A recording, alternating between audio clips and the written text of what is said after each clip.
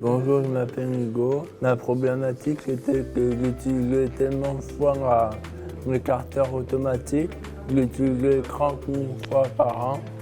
Du coup, quand j'avais pas l'écarteur automatique, ça faisait 30 000 fois que j'appelais mes parents par an pour qu'ils m'enlèvent la manette automatiquement. Du coup, je n'étais pas autonome. Hugo, il a cette problématique, c'est qu'il a besoin d'écarter sa manette et la remettre devant le visage 30 000 fois par an.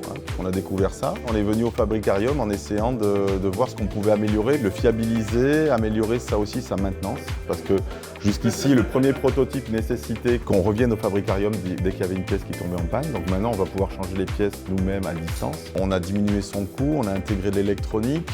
Et maintenant aussi, on a permis à Hugo, avant la manette, elle pouvait s'écarter.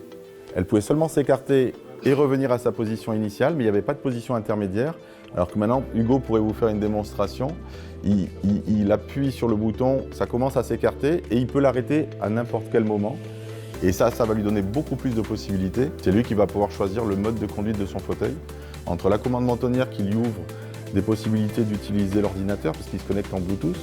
Donc avec sa commande mentonnière, il commande son fauteuil, mais il peut aussi commander son téléphone, il peut commander son ordinateur. Donc il a besoin de cette commande mentonnière. Et par contre, de temps en temps, elle est gênante parce qu'elle est en face de lui, tout simplement.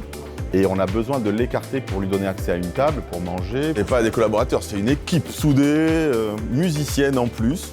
On arrive, on ne se connaît pas. Et en fait, le choix de l'équipe a fait que tout le monde était très complémentaire. Et tout le monde a trouvé sa place dans l'équipe dès le démarrage du projet. Et quand on est arrivé sur le projet, on n'avait pas eu le temps vraiment de caler tout ce qu'il y avait à caler. Et en fait, vous voyez, le résultat au bout de 3 jours, c'est la magie des Fabricarium. On arrive avec des idées, et puis c'est pas forcément ces idées-là qu'on va réaliser, mais la synergie de tout le monde et des compétences de tout le monde fait qu'on arrive à monter un projet aussi complexe que ça en 3 jours. C'était juste extraordinaire. Il y a plein d'idées qui fusent, et puis moi j'essaie de cadrer en disant oui, mais là ça a tel inconvénient, là ça a tel avantage, mais ça va pas coller par rapport à ça. Donc en fait, moi j'ai plutôt fait le management de l'équipe, valider les options qu'on choisissait, et puis par contre après, dès que je leur donnais un truc, ils partaient à fond, quoi.